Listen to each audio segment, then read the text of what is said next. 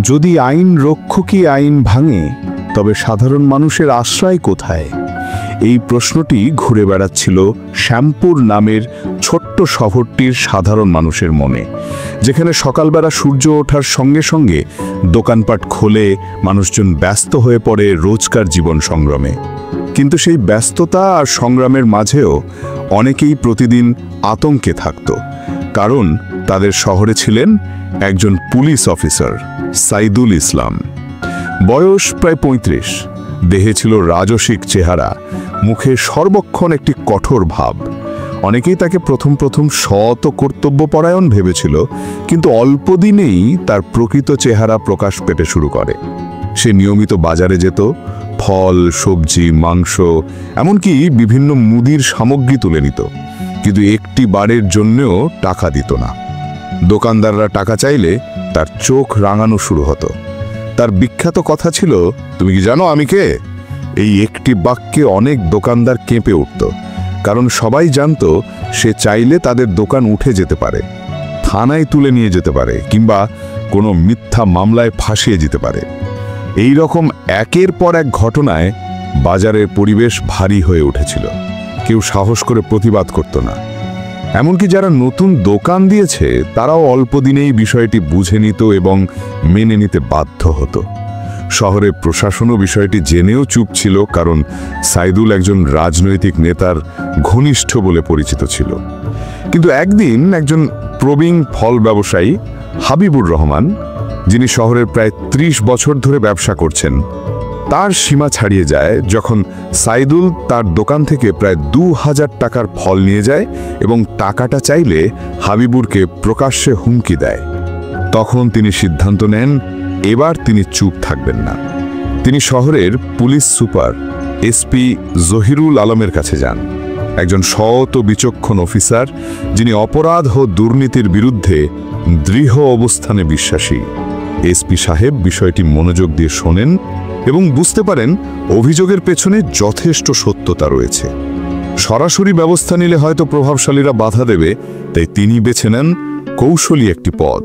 তিনি এই তদন্তের দায়িত্ব দেন একজন সাহসী ও চৌকস নারী পুলিশ অফিসারকে, নাম লেফটেন্যান্ট শারমিন আক্তার, বয়স ৩০। সাহস, মেধা ও বিচক্ষণতার পাশাপাশি রূপেও ছিলেন অত্যন্ত আকর্ষণীয়, কিন্তু তার সবচেয়ে বড় শক্তি ছিল তার নৈতিকতা ও ন্যায়বোধ। এসপি সাহেব তাকে গোপন মিশনে পাঠান ছদ্মবেশে, নির্দেশ দেন যেন প্রমাণ সংগ্রহের পাশাপাশি অপরাধীকে হাতে নাতে ধরা হয়। শারমিন শহরের বাজারে ছোট একটি ফলের দোকান খোলেন, স্বপ্ন ফলঘর নামে। মুখে হিজাব, সাধারণ পোশাকে একজন গ্রামের তরুণী সেজে বসেন দোকানে। প্রথম দিনেই পরিকল্পনা অনুযায়ী সাইদুল বাজারে আসে।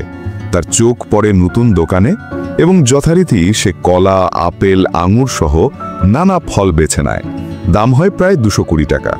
শারমিন ভদ্রভাবে টাকা চাইলে সে কণ্ঠে হুমকির সুরে বলে, তুমি নিশ্চয়ই নতুন এসেছো, আমাকে চিনতে পারো না, আর একবার মুখ খুললে দোকানটাই থাকবে না। শারমিন কিছু না বলে চুপ করে যায়।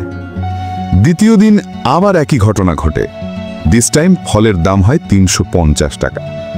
আবারও সে টাকা না দিয়ে চলে যায় এবং শারমিনকে কড়া ধমক দেয়। কিন্তু এবার সে জানত না যে যার সঙ্গে সে কথা বলছে সে একজন উচ্চপদস্থ পুলিশ অফিসার। তৃতীয় দিন শারমিন তাকে ফল হাতে দেওয়ার পর টাকা চাইলে সে বলে, তুমি বেশি কথা বলো, আজকে কিন্তু আমি ব্যবস্থা নেব।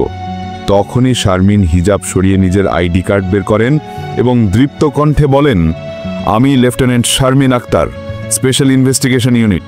আপনি এখনই সাসপেন্ড হচ্ছেন এবং গ্রেপ্তার হচ্ছেন অসদাচরণ, দুর্নীতি ও সরকারি দায়িত্বের অপব্যবহারের অভিযোগে। চারপাশে তখন বাজারের মানুষ জড়ো হয়েছে। সবাই হতবাক, কেউ আনন্দিত চিৎকার করছে, যাক, অবশেষে ধরা পড়ল। শারমিন পুলিশ রেডিওতে সহযোগিতা চেয়ে সাইদুলকে হাতকড়া পরিয়ে থানায় নিয়ে যান। এসপি জহিরুল আলম সংবাদ সম্মেলন করে বলেন, পুলিশ সদস্যরা জনগণের সেবক। কেউ যদি সে দায়িত্ব থেকে সরে যায়, তার স্থান বাহিনীতে নেই।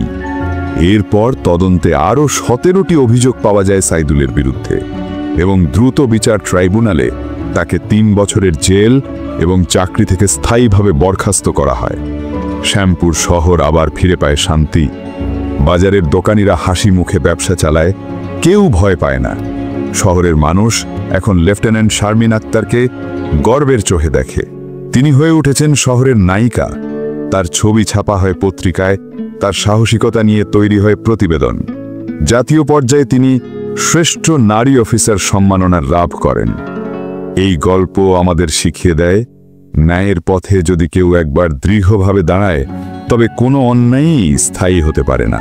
এমনকি যারা ক্ষমতার দম্ভে অন্ধ হয়ে যায়, তারাও একদিন জবাবদিহির মুখোমুখি হয়, ঠিক যেমন সাইদুল হলেন। আর এই গল্পটি সেই সাহস, বুদ্ধি ও সত্যের জয়গান। যদি আপনাদের ভালো লেগে থাকে এই ঘটনা অবলম্বনে তৈরি গল্প, তাহলে লাইক দিন, কমেন্টে জানান আপনার মতামত, শেয়ার করুন বন্ধুদের সঙ্গে এবং সাবস্ক্রাইব করুন এমন আরও অনুপ্রেরণামূলক ও শিক্ষামূলক ভিডিওর জন্য। আপনাদের ভালোবাসাই আমাদের আগামী গল্প তৈরির প্রেরণা।